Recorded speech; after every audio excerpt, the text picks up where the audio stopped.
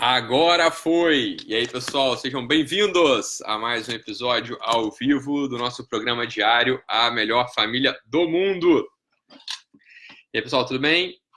Atrasado aqui, mas tava esquisito aqui, o botão de iniciar vídeo não tava aparecendo. Não sei o que tá acontecendo, mas agora foi. Então, bom, que bom. Graças a Deus aí. Tudo certo.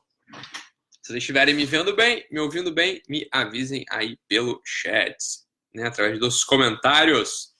Então, acho que não sei se era problema com a minha conexão aqui, onde é que estava o problema, mas fiquei 10 minutos aqui tentando me conectar, mas agora finalmente tudo em ordem. Que bom, Isaac. Isaac com a gente, Patrícia Rocha aí com a gente também. Maravilha.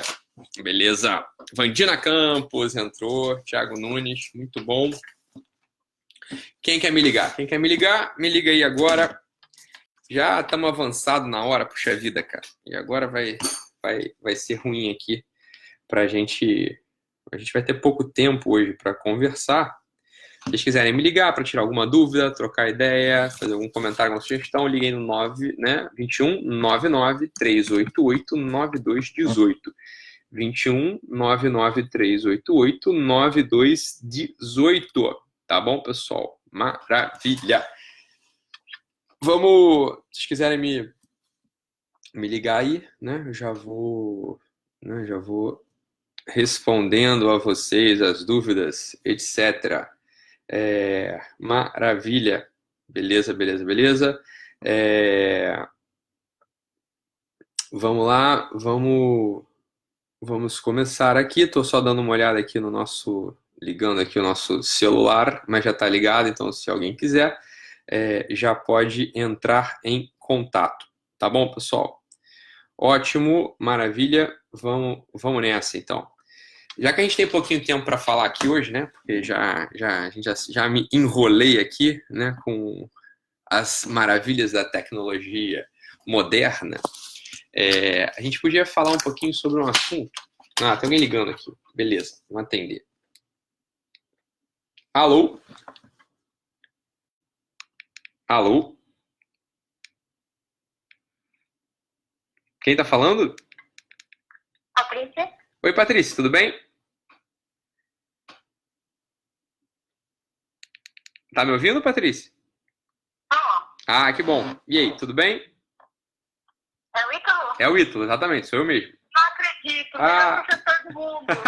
Obrigado, Patrícia. Hoje deu certo, né? Tô vendo que você tem tentado ligar aqui, mas eu não tô atendendo, né? Então esse número já tá... Que bom que hoje deu tudo certo, né? Maravilha, Patrícia. Que legal. Primeiro, parabéns pelo trabalho, parabéns pela generosidade, parabéns pelo cristianismo que é. Ah, puxa vida, Patrícia. Tenta de novo aí, caiu. Caramba. Mas a Patrícia estava elogiando aqui. Vamos lá, Patrícia. Liguei de novo que a gente já... Beleza. Sem que você ligar, eu atendo aqui, tá bom, Patrícia? Hoje vai dar tudo certo. Hoje a gente vai conseguir se falar.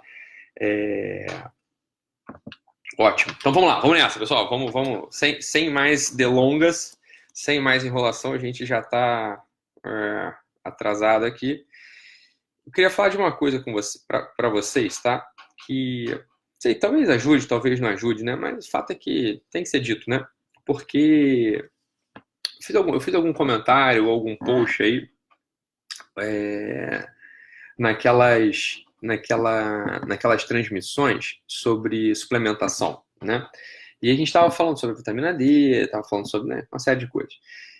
E algumas pessoas, né, com algum grau de razão, começaram a falar de dieta, né, de alimentação, de dieta, e sem querer polemizar, mas já polemizando, né? Cadê os nutris aí cadê os nutricionistas aí da nossa audiência? Nutris, não briguem comigo, não me batam, tá? Mas no entanto, vou falar algo aqui. Deixa eu só atender a Patrícia aqui. Oi, Patrícia. Oi, tá bom. Agora vai. E aí, tudo bem? Então, tudo bem. Parabéns por tudo, viu? Muito obrigado, Patrícia. Muito obrigado. Na verdade, assim, eu gosto muito quando o senhor fala. Eu já fiz o seu curso de tetramentos e, assim, suguei o máximo que pude. Ficava até as 2 da manhã. Que e bom, tranquilo, Patrícia. parecia que era só meia horinha. Beleza. E eu gosto muito quando o senhor fala sobre a vocação, né? Tá. Eu me encontro numa fase da vida que eu tenho 31 anos, daqui 2 anos quero engravidar e parece que eu ainda não achei minha vocação, eu fico meio desesperada, tá? Tá. Eu atualmente sou professora de crianças, mas eu fico meio perdida, parece que eu quero fazer fonoaudiologia, aí às vezes não quero mais, aí eu quero fazer mesmo um curso de aquarela e ser feliz, sabe? Uma coisa assim. Sei, Patrícia. Então, eu gosto muito quando você fala de vocação, porque eu sou melancólica, né? Tá. E eu sempre fui aquela criança que passou por baixo do radar, como o senhor mesmo fala. Aquela criança que... Nunca deu problema, né? Regra, Sim. sempre era boazinha e tal, e acabei que não tive aquele estouro da adolescência, nunca dei trabalho pra ninguém. E acabou que as minhas habilidades assim, não foram testadas. Assim. Até hoje eu não sei realmente o que eu realmente posso gostar, entende? Claro. Eu vou com fluxo, eu me formei e procuro ser uma boa professora, mas eu sinto que eu não me acho, entende? Sim. Claro, Patrícia. A gente estava até falando isso outro dia, né? O assunto da área do mestrado, né? Enfim, né, dos pesquisadores lá que estavam te oferecendo como base, né? Como base, né, teórica. E às vezes tem isso também, sabe? É uma coisa que eu tava falando com outro amigo aqui, tava com um amigo esses dias, né? Chegou aqui conversando com um pouco com o mesmo drama, tá, Patrícia? Com o mesmo drama assim, talvez a conversa dele possa servir de exemplo aí, né? Possa te ajudar, né? Em alguma medida. Então é um médico, né? Eu posso falar disso, então nem falar do meu amigo, falar de mim mesmo, tá? Porque dá pra gente fazer um paralelo assim, sabe? Então a verdade é a seguinte, por exemplo, eu sou psiquiatra, né? Vocês sabem, eu sou psiquiatra, tenho atendimento clínico aqui. E uma parte dos nossos remédios, da psiquiatria, por exemplo, né? Eles são muito, por assim dizer, ruins, né? São ruins mesmo, assim. Em que sentido que eles são ruins? Eles não dão conta completamente de resolver lá as questões das pessoas, né? Em primeiro lugar, porque a maior parte das questões, a abordagem delas não é farmacológica, começa daí. E quando a pessoa tem uma questão orgânica mesmo, né? Os nossos remédios, eles têm muito efeito colateral, eles não recuperam, por exemplo, uma pessoa deprimida, por exemplo, uma pessoa ansiosa, ela não recupera 100% a função orgânica, né? Não recupera aquela linha de base, não volta para a linha de base, né? Então a pessoa que abriu um quadro depressivo, a pessoa que abriu um quadro ansioso, mesmo com tratamento farmacológico tradicional, ela dificilmente volta para o patamar antes da crise. Isso pode fazer com que o sujeito que esteja ali na linha de frente, atuando, se é uma pessoa que se importa, que eu já vi que é o teu caso, né? Você se importa, você quer fazer o melhor, você quer dar o melhor, né? Você quer render, você quer descobrir a tua vocação, isso para mim já é um dado muito importante, né? Você quer, de fato, ter uma vida que faça sentido, não só uma vida para ganhar dinheiro, né? Ou para usar roupa de marca, não é isso, Patrícia? Pelo que eu já entendi é isso, né? Você quer estar diante da vida e uma vida que faça sentido, no final das contas, né? Então, se a gente está dentro de um trabalho, né, no qual o resultado desse mesmo trabalho é frustrante, né? O resultado desse nosso trabalho ele é frustrante de algum modo, né? Por exemplo, imagina um psiquiatra que, né, no meu caso aqui, um psiquiatra que só usasse a farmacologia tradicional, que nunca tivesse se importado, ou que não tivesse tido acesso, ou que não soubesse que existem outras formas de abordar as questões de depressão, de ansiedade, né? Enfim, dos transtornos de pânico, transtornos ansiosos. O que vai acabar acontecendo? Uma pessoa que se importa vai acabar se desanimando com a atuação dela, vai olhar para aquilo ali e vai dizer, puta, não sei se está fazendo sentido, será que eu sou um charlatão, né? Será que eu sou um falsário? Será que eu estou desempenhando bem a minha função? Essa é uma pergunta, e a gente pode, né, não conseguir estar instalado ali dentro daquela ocupação. E a coisa vai cada vez fazendo menos sentido pra gente, a gente vai se distanciando cada vez mais da nossa ocupação, né? Ao passo que quando a gente consegue dominar, eu já falei isso numa transmissão aqui ou numa aula, né? O primeiro passo, né, para a gente estar instalado dentro do sentido da vida, da nossa vocação, é dominar a técnica daquilo que a gente está fazendo, né? Dominar mesmo completamente a técnica daquilo que a gente está fazendo, ou dominar qualquer técnica. Eu recomendo para as pessoas, antes de elas mudarem de área, sabe, Patrícia? A menos que esteja muito claro, né? Se estiver muito claro, aí a gente muda de área, faz uma transição ali, ou suave ou brusca, dependendo da possibilidade de cada um. Mas quando a coisa não está clara, né? Talvez seja o teu caso, não sei se é exatamente o teu caso, mas não está claro, assim, para onde eu vou? Não é que você é professora e tá falando assim, não, mas eu tinha que ser bombeira, sei lá, eu tinha que ser médica. Não, né? Você tem que falar, cara, não estou encontrando sentido aqui dentro, né? Me parece que é isso, né? A tua questão. Como é a questão da maior parte das pessoas, né? Ou de um grande número de pessoas, assim. O que eu recomendo é que as pessoas aprendam a dominar mesmo, né? De trás para diante, alguma técnica material, né? Qualquer uma que seja, tá, Patrícia? Qualquer uma que seja. Pode ser, já falei disso um dia, assim, um pouco em tom de brincadeira, mas pode ser verdade, assim, dominar, sei lá, as técnicas da fotografia inteira, de trás para diante, né? Aprender como é que funciona um obturador, ou aprender como é que funciona, né? Como é que funciona o obturador, o que que é um ISO, o que que é, sei lá, como é que faz a técnica de iluminação, foco, desfocar, sei lá, tudo, né? Quando você domina uma técnica de qualquer coisa que seja material, é uma coisa extraordinária que acontece na cabeça das pessoas. Elas entendem que elas têm uma certa força. E sobretudo aí você tá falando essa história, essa pessoa não adolescente, problema, o que pra mim, né? Ah, que bom, né? Foi bom, você foi bom com teus pais, mas você também foi que você não testou a força mesmo. Você não testou aquilo que você pode, aquilo que você não pode, aquilo que você gosta, aquilo que você não gosta, né? Isso acontece com uma grande parte das pessoas. Então, quando a gente na vida adulta domina essa é a terapia possível para esse tipo de situação, né? Quando a gente domina uma técnica, né? É o análogo a ser brigão, ou então a ser explosivo, ou arranjar confusão na adolescência, entendeu? Assim, é o jeito que a gente tem de testar a nossa força, de testar aquelas coisas que a gente pode fazer no mundo, tá?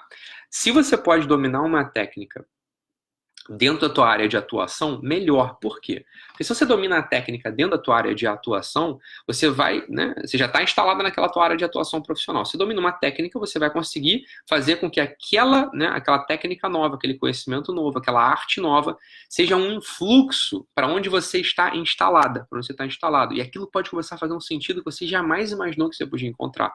Então, é uma coisa que é um pouco frustrante. Eu sei que é frustrante, eu sei que alguns pacientes meus ficam bravos comigo, já sabem, né, que eu sou assim, mas ficam fingindo que estão bravos comigo. Quando a pessoa chega aqui e fala assim, então eu estou aqui fazendo tal coisa e eu resolvi fazer, né, agora eu vou mudar de área completamente. Em geral, a menos que esteja muito clara uma vocação para outra área, né, em geral eu falo, cara, calma, vamos cavar aonde a gente está, né, vamos cavar onde a gente está. Em geral, é uma coisa que eu converso, a gente vai cavar onde a gente está.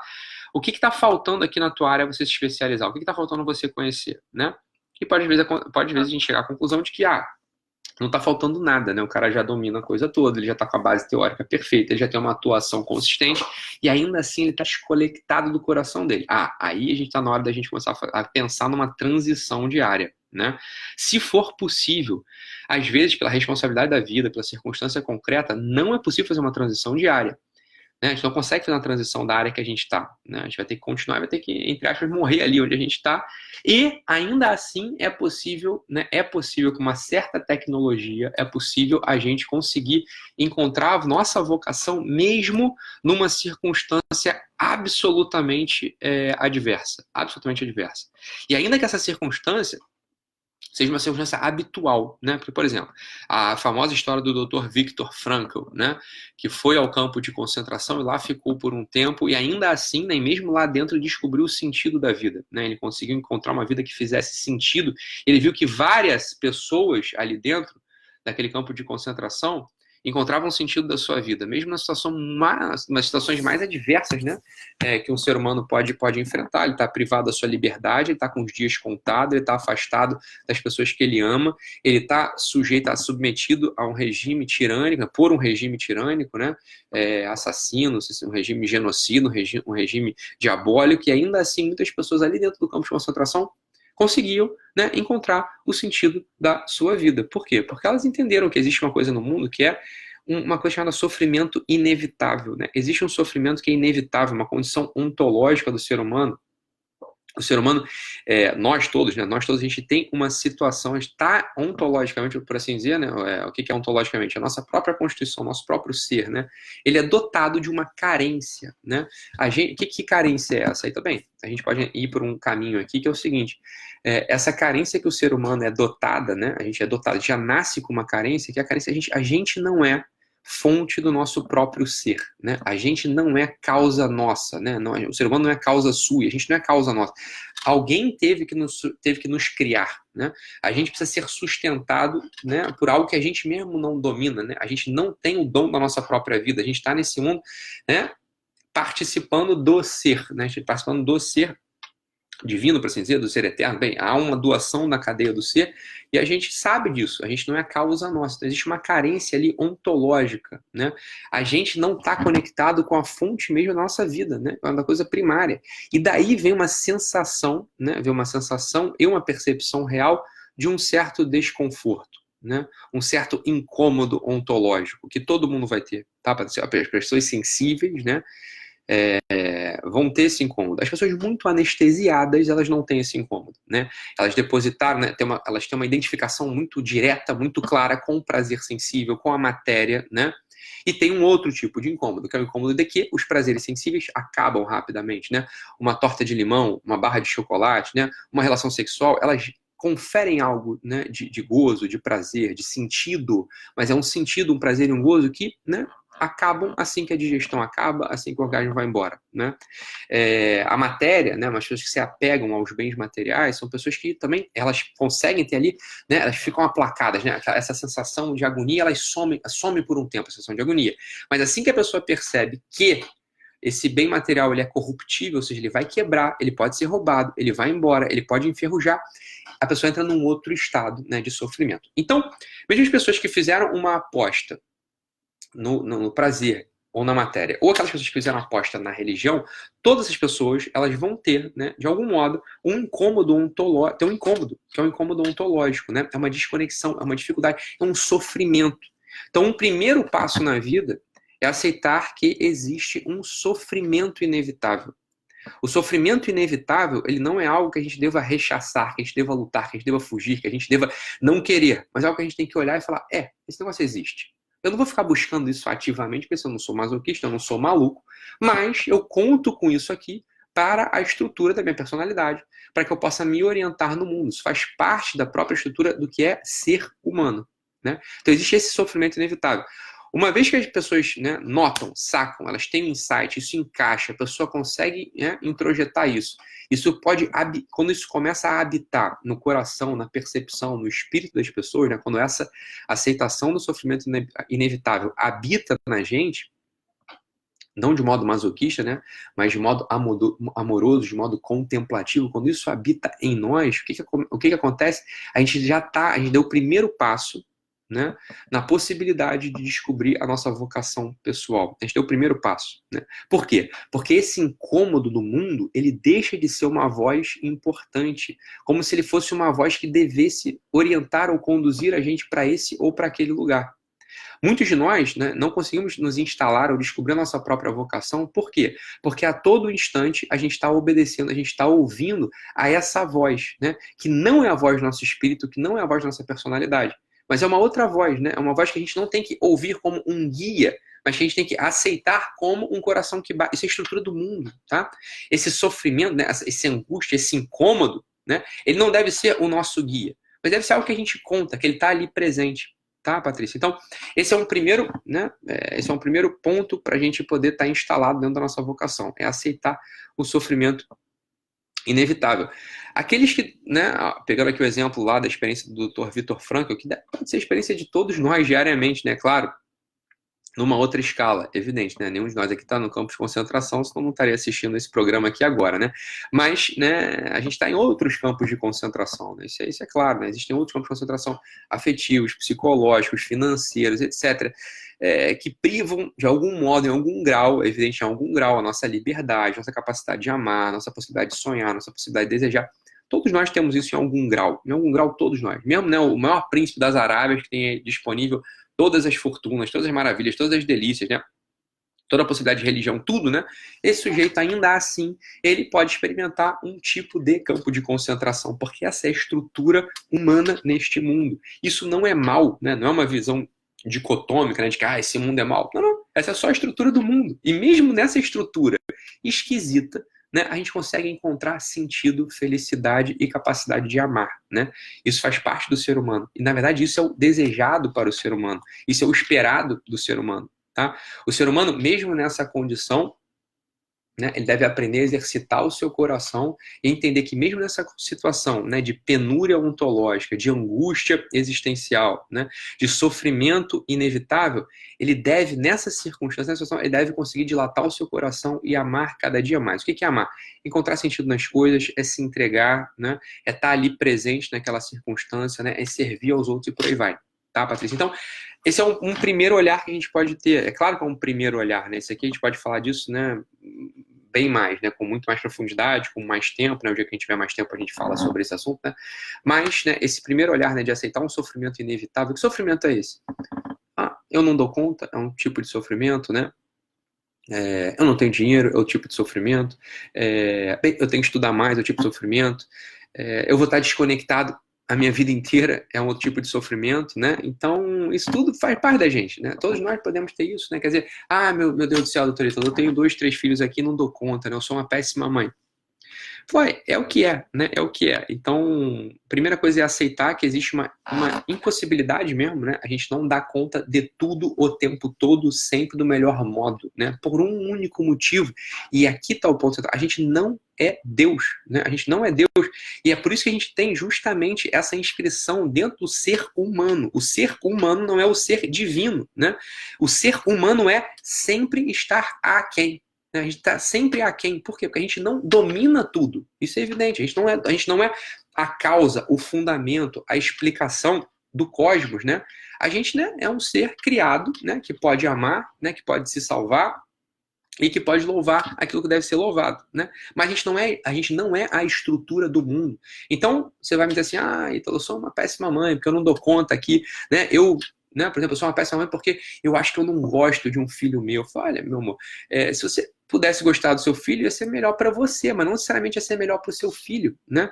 Porque gostar ou não do filho é uma coisa que pode te ajudar, né? Pode ser útil, mas também é só útil, não é necessário. Necessário é você aprender a sacrificar, você aprender a amar, você aprender a dar os limites, você aquele chão no qual ele conta, né? Ele conta com aquele chão, ele conta com aquele ambiente, ele conta com aquele bolsão de respirabilidade. Isso é o próprio, né, de ser mãe. Se você gosta ou não do teu filho, você tem gosto ou não de estar ali com ele, pode se tornar um pouco pior, pode se tornar um pouco mais fácil, né? Mas o gostar de uma criança, por exemplo, não é algo necessário para educar uma criança, né?